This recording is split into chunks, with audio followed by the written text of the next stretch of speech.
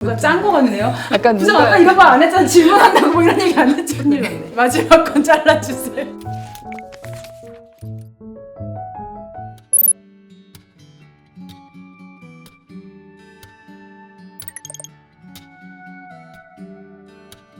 안녕하세요. 국민일보 온라인 뉴스 부장 맡고 있는 김나래 기자입니다. 저는 20년 차 됐고요. 그동안 정치부, 문화부 또 이제 온라인 뉴스부에서 여러 가지 동영상 코너라든지 이런 것들도 하면서 현장에서 오랫동안 기사를 써왔습니다. 반갑습니다.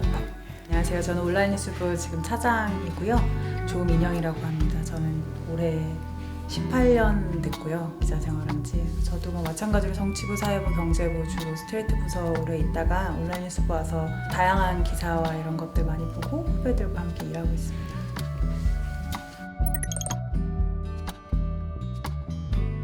국민일보는 주요 일간지 중에 한 매체고요. 저희 같은 경우 주로 이제 사회에서 약자, 어려운 사람들 조명하는 기사들을 많이 쓰고 있습니다. 온라인 뉴스부는 최근에는 N번방 보도했었고요. 요즘은 오프라인보다도 온라인상에서 워낙 이슈가 되는 것들이 많이 있다 보니까 거기서 나오는 이슈들을 따라가면서 기사를 쓰고 정치, 경제, 사회 전 분야를 망라해서 다양한 뉴스들을 발굴해서 쓰고 있습니다. 속보 대응도 하고요. 신문사들 같은 경우 신문 마감 시간이 있잖아요. 근데 지금 뉴스 소비자들은 실시간으로 모바일을 통해서 뉴스를 소비하다 보니까 신문 마감 때까지 비어있는 시간 동안은 스트레이트 발생하는 기사들을 처리를 하기도 하고요.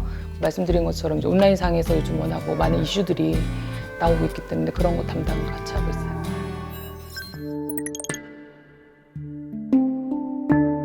저희 부서에서 늘 온라인상에서 뉴스를 보고 하다 보니까 뉴스 댓글을 같이 보는 경우가 되게 많았는데요. 보다 보면 사실은 아니 왜 이런 뉴스에 이런 댓글이 달리지? 왜 이런 댓글 쓰는 사람들은 도대체 어떤 사람들이지?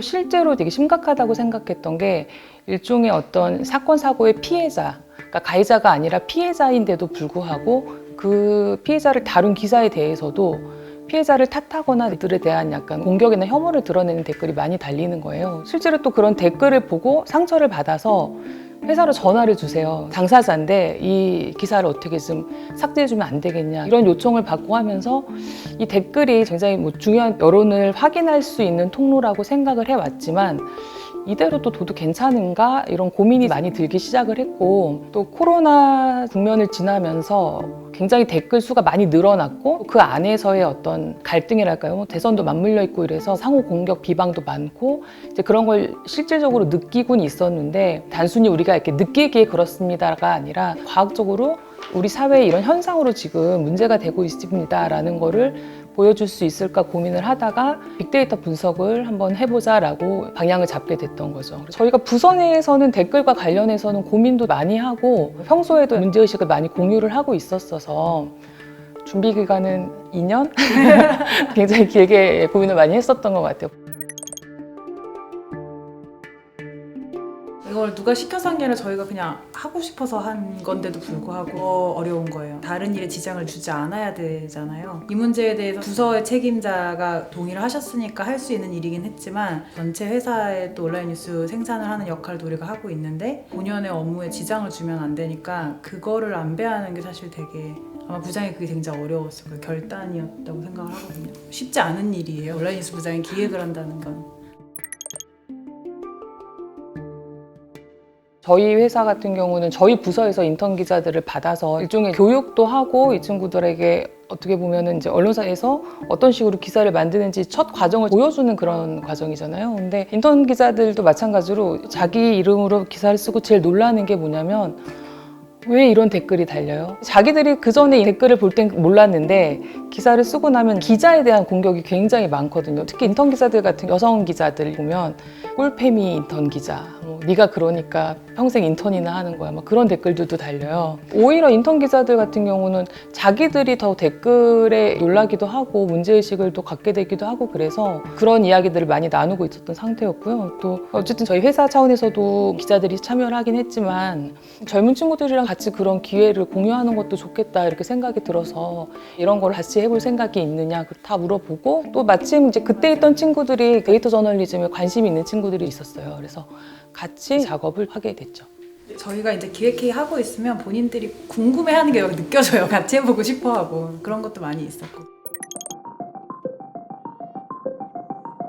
이원재 교수님 팀 얘기를 해야 될 것 같은데. 일단 그거부터 설명을 좀 드려야 되는 게 숫자 분석은 말 그대로 로 데이터를 받아서 저희도 그냥 분석을 할 수도 있어요. 후반부에 진행했던 키워드 분석은 댓글 자체를 다 모아야 되는 거예요. 2021년 1월부터 2022년 6월까지 1년 반 동안의 정치, 사회, 부문의 기사에 달린 댓글을 모으는 작업이 우리가 할 수가 없어요. 일일이 복사해서 붙이지 않는, 그거는 크롤링 작업을 해야 되는데 그건 사실 컴퓨터가 돼야 되는 거거든요. 그래서 카이스트 이원재 교수님 팀에 의뢰를 해서 그 작업을 맡겼고요. 그 팀에서 해줘서 완성된 무언가 결론이 나서 올 줄 알았는데 그거는 당연히 아니었고, 그 자료를 저희가 받아서 교수님의 자문을 구해가면서 기자의 문법으로 다시 분석을 해야만 하는 거였죠. 작업을 쭉 진행을 하고 났는데 저희가 분석한 기간에 있는 댓글이 1억 2천만 개였어요. 그리고 나서 마지막에 10월에 이태원 참사가 벌어지고 매우 급하게 또 열흘 기간의 댓글을 추가로 더 분석을 해야 됐고, 이 작업들을 할 때 카이스트 팀에서도 키워드별로 묶어는 주시지만 너무나 방대하니까 어떻게 가르마를 타야 되는지가 너무 어려운 작업이고, 이해할 수 있게 표현하는 게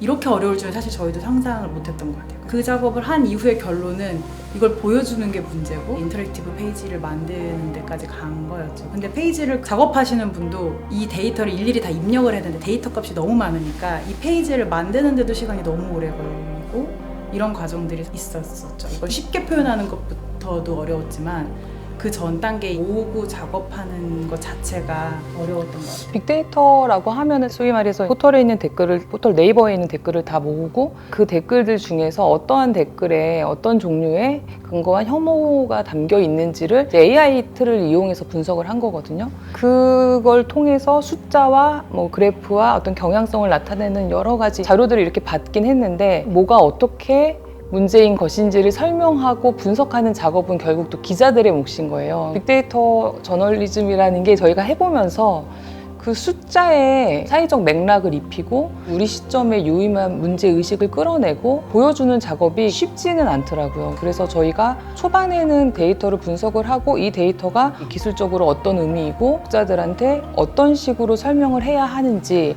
그런 방법론적인 부분들에 대한 공부를 교수님 팀이랑 많이 했던 것 같아요. 전문가들이 분석해낸 그거를 일반 대중들한테 설명하기 쉽게 처음에 저희가 교수님한테 연구 방법론 이렇게 한 장으로 좀 정리를 좀 해주세요. 저희가 좀 설명을 해야 되니까요. 데이터 분석을 어떤 툴로 네. 했는지를 설명해 주세요 했는데 우리가 이해할 수가 없어요. 그러니까 이제 그런 부분들이 굉장히 어려웠던 것 같고요. 저희가 다시 숫자에 의미를 붙여야 되는데 그 부분은 또 혐오 키워드로 했던 분야들, 뭐 여성, 뭐 노동, 또 어떻게 보면 참사 피해자들까지 그 부분에 관련 전문가들에게 데이터를 다시 보여드리고 이 데이터를 어떤 식으로 해석하는 게 맞는지, 어떤 게 유의미한 자료인지를 다시 확인하는 작업을 거치다 보니 시간이 정말 오래 걸릴 수밖에 없었던 것 같아요.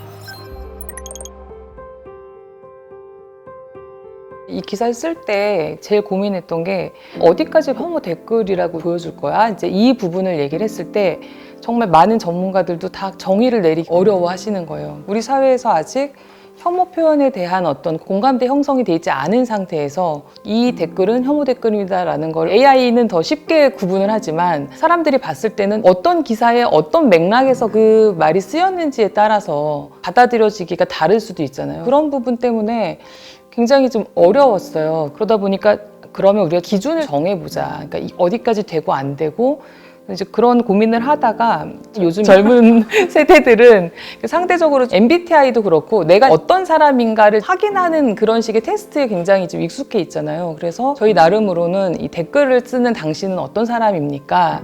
이제 그런 것들을 확인해보는 기회를 제공하자 그래서 질문지를 이제 만들기로 했는데 굉장히 쉽게 만들 수 있을 줄 알았거든요. 근데 그것도 전문적으로 또 제대로 만들려고 하니까 너무 어려운 거예요. 점수화를 할 거냐부터 예, 계량화를 할 수 있는 사안인가, 계량을 한다 그랬을 때 그 기준이 있나 그랬을 때 그런 지표가 아직 개발되는 게 없더라고요. 언론 쪽의 교수님들 몇 분한테 또 자문을 구하고 했는데 그거는 좀 쉽지가 않아서 그럼 즉각적으로 나는 어떤 식의 댓글을 쓰는 사람인지 스스로 한번 확인해보고 가벼운 캐주얼한 설문으로 많이 바꾼 거였어요. 대부분 설문을 하신 다음에 그래서 몇 점은 괜찮은 거야, 몇 점은 안 되는 거야를 알고 싶어 하시는데 그것까지 말씀드리기에는 사실 저희가 그런 지수 개발 전문가들이 아니었기 때문에 다음 해야 되지 않을까. 저희도 이제 그 피드백을 좀 받으면 그거를 토대로 빌드업 시킬 수 있지 않을까 생각했는데 다들 하시고 스스로만 저장을 하셨는지 이렇게 데이터 값이 많이 쌓이진 않았어요. 그리고 사실 체크하면서 생각해볼 시간을 좀 주자는 취지였었거든요. 가이드라인이 발표가 됐고 다 같이 합의한 어떤 표현에 대한 가이드라인이 나온 건 처음이고요. 네이버, 다음, 카카오, 네이트, 뭐 기타 등등 AI까지 다 포함이 된 걸로 알고 있습니다. 이런 식의 표현에 대해서는 어떤 제재를 가할 수 있다라는 식의 내용까지는 담겨져 있는데 구체적인 정책이나 이런 부분들은 추가적으로 더 논의를 해야 돼서 사용자 조사 이런 것도 진행한다는 걸로 알고 있습니다. 말씀드린 가이드라인을 보니까 28일에 나왔네요. 4월 28일에. 정확하게. 틀리면 안 되니까.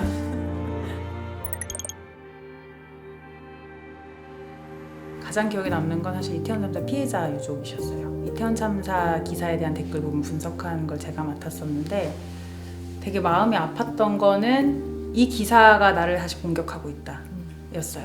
우리를 향한 혐오가 이렇게 많다는 기사를 대체 무슨 의도로 쓰셨느냐. 그게 아니다라고 설명을 드렸는데 이미 너무 상처가 되어 있는 상황에서 다시 보여주는 것 자체가 굉장히 그렇다. 저희가 그 부분 때문에 수명대 홍성수 교수님하고도 계속 그런 얘기도 많이 나누고 했는데 우리가 인용을 하지 않고 팩트를 얘기하지 않고 해석을 할 수가 없잖아요. 혐오 댓글을 분석을 하려면 혐오 댓글을 보여줘야 분석을 할 수 있는 건데 보여주는 것 자체가 상처가 되면 어떻게 써야 되지 이런 고민을 많이 하고 굉장히 많이 덜어내고 기사를 썼음에도 불구하고 숫자 분석 10개 중 6개가 댓글 혐오였다 이거 자체도 못 받아들이겠다고 하셨을 때 되게 그땐 그리고 또 일어난 지 얼마 안 됐을 때였어요. 그게 계속 기억에 남고 그게 계속해서 가는 것 같아요. 네, 지금도 이런 부분들을 어떻게 해야 되나 답을 아직 찾지는 못해서. 그래서 하지 말라 하는 거 말고 그런 식의 어떤 혐오나 문제가 있는 표현을 대신할 수 있는 대항 표현 이제 이런 부분들에 대해서도 저희가 고민을 했었거든요. 법으로 규제하거나 뭘 하지 말라는 식의 일종의 장벽을 치는 게 아니고 그렇게 얘기하는 사람들에게는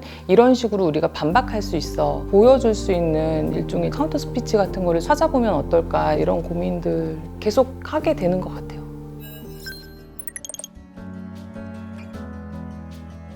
지난 1월에 시상식이 있었고요. 작년 12월 보도에 대한 한국기자협회 이달의 기자단 저희 수상을 했고 자랑 어떻게 해야 되죠? 사내에서는 당연히 받았고요. 때리 기자상 받았을 때 다음 달 지나면 심사평이 나오거든요. 근데 심사평 보면서 감사했던 것 같은 게 저희가 보도하면서는 좀 고민이 됐던 건 댓글이 혐오 많은 거 누가 몰라? 댓글 문제인 거 누가 몰라? 심지어 읽는 사람들도 안 읽으면 돼, 무시하면 돼. 사실 기자들 스스로 이상한 댓글 보면 그냥 보지 말면 돼, 닫어 뭐 이런 거고 포털사들도 지금 그나마 도입되어 있는 이제 방식이 댓글 접기 정도잖아요. 안 보면 되라고 얘기를 하는 와중에 이 기사가 어떤 의미를 가질까에 대한 게 조심스럽고 고민됐던 부분인데 심사평 보면 어쨌든 이런 객관적인 사실을 분석해서 공감대를 얻고 다른 변화를 이끌어내는 데 시작이 된 것 같다는 평이 있더라고요. 그 부분이 많이 뿌듯했던 것 같아요. 그리고 상은 아니더라도 이 분석 자체가 저희 스스로 기사를 쓰면서 계속 생각해보게 되는 계기가 많이 되더라고요. 기사를 썼을 때